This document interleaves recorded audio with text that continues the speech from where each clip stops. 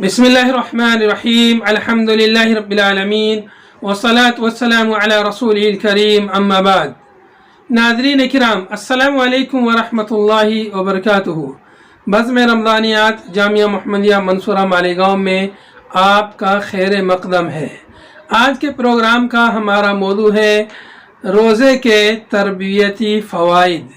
اس موضوع پر گفتگو فرمائیں گے فضیلت الشیخ نیاز احمد عبدالحمید طیب-پوری حفظہ اللہ۔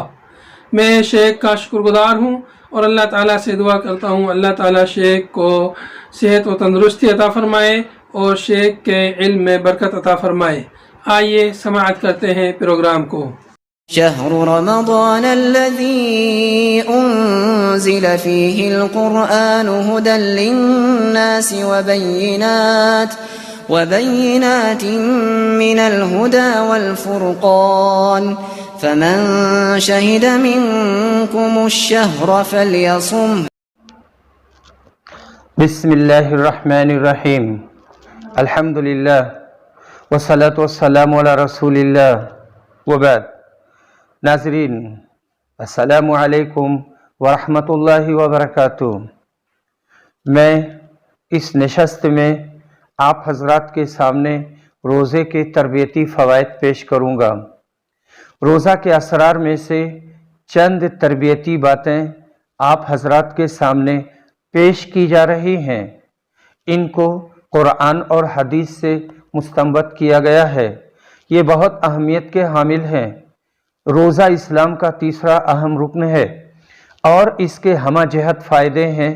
ذیل کی معلومات شیخ عقیل بن سالم شمری کی تحریر سے مستفاد اور ملخص ہے۔ نمبر 1، روزہ تقوی کے حصول کا ذریعہ ہے۔ اللہ نے فرمایا، تمہارے اوپر روزہ ایسے ہی فرض کیا گیا ہے جیسے تم سے پہلی امتوں پر فرض کیا گیا تھا تاکہ تم متقی اور پرہیزگار بن جاؤ۔ نمبر 2، رمضان میں اللہ کی رحمت کے کئی مظاہر ہیں۔ اللہ نے صرف چند دن کے روزے فرض کیے، ہمیشہ کے لیے فرض نہیں کیا۔ دن کے کچھ حصوں میں فرض کیا، پورا دن اور پوری رات نہیں فرض کی، بلکہ صوم وصال سے سختی سے منع کیا ہے۔ اگر کوئی بھول کر کھا پی لیتا ہے تو اس کا روزہ صحیح ہوگا، جبکہ اس نے روزہ توڑنے والی چیز کا استعمال کیا ہے۔ نمبر 3، اس مقدس مہینہ میں اللہ کے کرم کا ظہور ہوتا ہے۔ اس کی تھوڑی سی تفصیل یوں ہے، جنت کے دروازے کھول دیے جاتے ہیں، جہنم کے دروازے بند کر دیے جاتے ہیں، سرکش جناتوں کو مقید کر دیا جاتا ہے۔ اللہ تعالیٰ خصوصی طور پر روزہ داروں کو اجر و ثواب سے نوازتا ہے۔ جو آدمی رمضان کا روزہ رکھتا ہے اس کے گزرے ہوئے گناہ معاف ہو جاتے ہیں، اور یہ معاف ہونے والے گناہ صغیرہ ہیں۔ جو رمضان میں قیام کرتا ہے اس کے گزرے ہوئے گناہ معاف کر دیے جاتے ہیں۔ رمضان سے رمضان تک کے بیچ میں ہونے والے گناہ معاف ہو جاتے ہیں اگر بڑے گناہوں سے بچا جائے۔ رمضان کا مہینہ چاہے 29 کا ہو یا 30 کا، اس کا ثواب کم نہیں ہوتا، کیونکہ رسول صلی اللہ علیہ وسلم نے فرمایا ہے، عید کے 2 مہینے کم نہیں ہوتے، رمضان اور ذی الحج۔ جس نے امام کے ساتھ قیام کیا یہاں تک کہ وہ پلٹے اور واپس آئے تو اس کے لیے پوری رات کا قیام لکھ دیا جاتا ہے۔ نمبر 4، رمضان امتحان کا مہینہ ہے۔ اس میں آدمی کھانے پینے اور شہوت سے روکتا ہے۔ رمضان ایمان، نیت اور صبر کا امتحان ہے۔ نمبر 5، رمضان مومن کے دل میں اللہ کی محبت کا وارث بناتا ہے۔ جب یہ اللہ کے کرم اور بے حساب عطیہ کو دیکھتا ہے تو اس سے اس کی محبت بڑھ جاتی ہے، اور اللہ سے محبت ایمان کا رکن ہے۔ نمبر 6، رمضان جود و سخا کی تربیت کرتا ہے۔ اس کی کئی شکلیں ہیں، ان کی تفصیل کچھ اس طرح ہے۔ مال کی سخاوت، اس میں صدقہ کرنے پر ابھارا گیا ہے۔ اس بات کی تعلیم دی گئی ہے کہ روزے دار کو افطار کروانے میں بڑا ثواب ہے۔ اسی طرح اللہ کے راستے میں خرچ کرنا، بیواؤں کی حفاظت اور محتاجوں کی نگرانی بڑی اہمیت کی حامل ہے۔ وقت کی سخاوت، یعنی اس میں پہلا ہے مال کی سخاوت، دوسرا ہے وقت کی سخاوت۔ مسلمانوں کو فائدہ پہنچانا، ان کی ضرورتوں کے لیے چل کے جانا اور ان کے جملہ امور کی نگرانی اس میں شامل ہے۔ اسی طرح سے وقت کی سخاوت میں کسی کا سامان اٹھا دینا، کسی کی نگرانی کرنا، بچوں کی نگرانی کرنا، کھیت کی نگرانی کرنا، مسلمانوں کے امور کی نگرانی کرنا، بیوہ کا سامان خرید کر دے دینا، جانوروں وغیرہ کی، پرندوں وغیرہ کی نگرانی کرنا، یہ سب اس میں آتا ہے اور اس میں وقت کی سخاوت اور محنت کہیں نہ کہیں ہے۔ نمبر 3، شخصیت اور جاہ کی سخاوت۔ جس طرح مخصوص شرطوں کے ساتھ مال کی زکوٰۃ ہوتی ہے، اسی طرح جاہ اور منصب کی زکوٰۃ ہے، اور وہ یہ ہے کہ آدمی غریبوں کے لیے بڑوں سے سفارش کر دے اور وہ اسے کچھ دے دیں۔ کوئی مقدمہ میں پھنسا ہے تو سفارش کر کے اس کو چھوڑا لیں، سفارش کر کے کسی کا داخلہ کروا دیں یا اسپتال میں ایڈمٹ کروا دیں۔ اس کے برعکس حرام کام میں سفارش کرنا جائز نہیں اور قطعاً ممنوع ہے۔ نمبر 7، رمضان تجدید نیت اور احتساب پر لوگوں کی تربیت کرتا ہے۔ صدق نیت روزہ رکھنے میں، سحری کھانے میں، افطار کرنے میں اور ان ساری عبادتوں میں رکن کی حیثیت رکھتا ہے جن کو اجر و ثواب کے لیے کیا جاتا ہے۔ احتساب کا معنی ہے اجر و ثواب طلب کرنے کے لیے کوئی نیک کام کیا جائے۔ نمبر 8، رمضان میں اللہ کی کتاب سے ربط و تعلق بڑھ جاتا ہے۔ لوگ تلاوت کرتے ہیں، ترجمہ پڑھتے ہیں، علماء قرآن کا درس دیتے ہیں، لوگ قیام اللیل میں قرآن سنتے ہیں اور خود اکیلے قیام کی صورت میں پڑھتے ہیں۔ نمبر 9، رمضان اہل السنہ والجماعہ کے منہج کے اصول کی وضاحت کرتا ہے کہ عمل ایمان کا جز ہے۔ نمبر 10، رمضان لوگوں کی قرآن کے سمجھنے پر تربیت کرتا ہے۔ جو لوگ عربی سمجھتے ہیں وہ قرأت کریں اور غور و فکر کرتے چلیں، اور جن کو عربی نہیں آتی ہے وہ ترجمہ سے سمجھنے کی کوشش کریں، آیتیں پڑھیں، اس کے قصوں میں غور کریں، وعدہ و وعید کی آیتوں میں تدبر کریں، جنت و جہنم کا تصور کریں۔ بسا اوقات اس سے اس کی آنکھیں اشکبار ہو سکتی ہیں اور دل نرم ہو جائے گا۔ تصور کی دنیا میں گزری ہوئی امتیں گویا اس کے سامنے کھڑی ہیں۔ نمبر 11، رمضان میں لوگوں کے دلوں میں خیر اور نیک کاموں کی بابت مسابقت کا جذبہ پیدا کر دیا جاتا ہے۔ رمضان میں نیکی کے دروازے کھول دیے جاتے ہیں۔ مالدار لوگ مال کے ذریعہ، علماء اپنے علم اور فتووں کے ذریعہ، اور باقی سارے لوگ اپنی عبادت، تلاوت، قرآن، قیام اور صیام میں مسابقت کرتے ہیں اور ہر ایک دوسرے سے آگے بڑھنے کی کوشش کرتے ہیں، لیکن ریاکاری کے طور پر نہیں۔ اگر ریاکاری کے طور پر ہے تو مذموم ہے اور حرام ہے۔ رمضان میں ایمان کے 3 ارکان اکٹھا ہو جاتے ہیں۔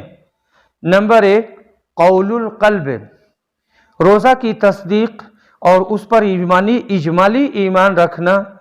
اس کی تائید رسول اعظم کے اس فرمان سے ہوتی ہے، من صام رمضان ایمانا، جس نے اللہ اور پر ایمان رکھتے ہوئے رمضان کا روزہ رکھا۔ دوسرا، عمل القلب، اجر و ثواب کی نیت سے روزہ رکھنا، اسی کو کہا گیا ہے احتساباً، یہ عمل قلب ہے۔ اور نمبر 3، عمل الجوارح، روزے کی حالت میں ظاہری اور معنوی طور پر اسے توڑنے والی ساری چیزوں سے دور رہنا، بچنا اور پرہیز کرنا۔ اس طرح سے ایمان کے تینوں ارکان اس میں اکٹھا ہو جاتے ہیں۔ نمبر 13، رمضان میں لوگوں کی قیام اللیل پر تربیت کی جاتی ہے۔ اس میں فضیلت کی کئی چیزیں اکٹھا ہو جاتی ہیں۔ قرآن کی تلاوت، یہ رات کے آخری تہائی حصے میں افضل ہے۔ چہرے پر نور ہوتا ہے، دعاؤں کی قبولیت کے زیادہ قریب ہوتا ہے۔ نمبر 14، رمضان لوگوں کے اندر تبدیلی پر تربیت کرتا ہے۔ جب یہ مہینہ آتا ہے تو انسانوں کے علاوہ غیب کی چیزوں میں بھی تبدیلی پیدا ہوتی ہے۔ جنت بدلتی ہے، اس کو مزین کیا جاتا ہے اور اس کے دروازے کھول دیے جاتے ہیں۔ جہنم بدلتا ہے، اس کے دروازے بند کر دیے جاتے ہیں۔ جہنم، لفظ جہنم مذکر ہے، اس لیے یہاں پر میں نے مذکر استعمال کیا ہے۔ عام طور سے لوگ اس کو غلط بولتے بھی ہیں، غلط لکھتے بھی ہیں۔ سرکش شیطانوں کو جکڑ دیا جاتا ہے، مسلمان ان سے بچتا ہے۔ اس کے لیے ضروری ہے کہ یہ ایمان، سیرت و سلوک، عبادت اور دل میں تبدیلی پیدا کرے۔ جہاں جہاں نفس یا تساہل ہے، جہاں جہاں نقص یا تساہل ہے، وہاں نشاط پیدا کرے۔ رمضان سے حسن اخلاق سیکھے، عبادت کو اچھے طریقے سے ادا کرے اور لوگوں کے ساتھ احسان کرنے کو سیکھے۔ نمبر 15، رمضان لوگوں کی اس بات پر تربیت کرتا ہے کہ وہ شریعت کی معین کردہ چیزوں میں نہ کمی کریں گے اور نہ زیادتی۔ رمضان ایک مہینہ ہے تو اس میں نہ تو کمی کریں گے اور نہ زیادتی۔ عید کے دن روزہ نہیں رکھ سکتے، اسی طرح استقبالیہ روزہ رکھنا منع ہے۔ نمبر 16، رمضان میں عبادت کا اثر لوگوں کی زندگی، ان کے اخلاق اور معاملات میں ظاہر ہوتا ہے۔ عام طور سے جھگڑے ختم ہو جاتے ہیں اور یہ اس وجہ سے کہ صیام، قیام، قرأت قرآن اور اعمال صالحہ آدمی کی زندگی پر اثر انداز ہوتے ہیں۔ رمضان اور اس کے فضائل روزے دار کو وقت کی حفاظت کا عادی بناتے ہیں۔ نمبر 17، رمضان حسن اخلاق کا عادی بناتا ہے۔ رسول اکرم نے یہ تعلیم دی ہے کہ اگر کوئی تم کو گالی دے یا جھگڑا کرے تو کہو کہ میں روزے سے ہوں۔ نمبر 18، اس میں زبان کی حفاظت ہوتی ہے اور روزے دار فحش اور غلط بات نہیں بولتا ہے۔ جس کی زبان محفوظ ہوگی اس کے اعمال بھی محفوظ ہوں گے۔ نمبر 19، روزہ صبر پر لوگوں کی تربیت کرتا ہے۔ اللہ کی اطاعت پر صبر، اللہ کی معصیت پر صبر، گناہوں کو چھوڑ دینا، اللہ کے عذاب کا خوف۔ نمبر 20، رسول اکرم صلی اللہ علیہ وسلم کا سفر کی حالت میں روزہ رکھنے اور صحابہ کا نہ رکھنے میں امت کی تربیت ہے کہ جن امور میں وسعت ہے ان میں اختلاف نہ کریں۔ نمبر 21، روزہ اس بات کی تربیت دیتا ہے کہ لوگ غلو اور تشدد اختیار نہ کریں۔ نمبر 22، روزہ اس بات کی تربیت کرتا ہے کہ آدمی ہر طرح کی جہالت سے پرہیز کرے، جیسے چیخنا، چلانا۔ اس کا یہ مطلب نہیں ہے کہ یہ دوسرے دنوں میں جائز ہے، بتانا مقصود یہ ہے کہ رمضان میں اس کا حکم زیادہ تاکیدی ہے۔ نمبر 23، روزہ ڈھال ہے، یہ حفاظت کرے گا، پردہ کرے گا، مسلمانوں کو جہنم کی آگ سے بچائے گا۔ اللہ اس کے چہرے کو جہنم سے 70 سال کی دوری پر کر دے گا، امراض سے بچائے گا، شیطان کے غلبہ اور تسلط سے محفوظ رکھے گا۔ نمبر 24، روزہ گناہوں کو ختم کر دیتا ہے۔ نمبر 25، روزہ لوگوں کو اس بات کی تعلیم دیتا ہے کہ زندگی میں اعتدال اور توازن اختیار کریں۔ یہ بڑا تناقض ہے، یہ آدمی ظاہری طور پر روزہ توڑنے والی چیزوں سے بچے اور معنوی مفطرات کا ارتکاب کرے، मुफत्तिरात यानी रोज़ा तोड़ने वाली चीज़ें। ये भी तनाकुज़ है यानी टकराव है कि एक तरफ अल्लाह की इताअत करे और दूसरी तरफ उसकी नाफरमानी करे। रोज़ा मुसलमान की ज़िंदगी में एतदाल, वसतियत और तवाज़ुन का मदरसा है। रोज़ा ज़ुबान की तरबियत करता है और इंसानों के गोश्त खाने से रोकता है। गीबत करना, तो गीबत करने से आदमी अपने मरे हुए भाई का गोश्त खाता है। झूठ बोलना, फरेब करना, कचहरी में झूठी गवाही देना, थाने में झूठ बोलना और झूठी गवाही देना, थाने में, गांव में, बाजारों में, इन सारी चीज़ों पर और दूसरे मकामात पर पाबंदी लगा करके आदमी की ज़ुबान को साफ सुथरा किया गया है। इससे गरीबों, फ़कीरों और परेशान हालों का एहसास होता है कि जब पेट में दाना नहीं होता है और प्यास की शिद्दत से हल्क सूख जाता है और गले में कांटे पड़ जाते हैं तो कल्ब जिगर पर क्या गुजरता होगा। इस आदमी के दिल में रहम करम का जज्बा पैदा होगा और फ़ुक़रा व मसाकीन पर खर्च करने का दाइया पैदा होगा और जब भी वो उनको देखेगा तो रहम करम की नज़र से देखेगा और उन पर ज़रूर खर्च करेगा। नंबर 27, रोज़े से आदमी सीखता है कि कैसे अपने नफ्स और ख्वाहिशात को दबाए और उस पर काबू पाए, क्योंकि नफ्स और ख्वाहिशात की इताअत मासियत के इर्तिकाब की असास और बुनियाद है। नंबर 28, रमज़ान एक मदरसा है। इसमें लोग ये सीखते हैं कि दूसरों को कैसे फ़ायदा पहुँचाएं। नंबर 29, रमज़ान लोगों के दिलों से किब्र और नख़वत को तोड़ देता है। नंबर 30, रमज़ान में लैलतुल क़द्र को मुसलमानों पर मख्फी रखा गया है ताकि वो ज़्यादा से ज़्यादा इबादत करें।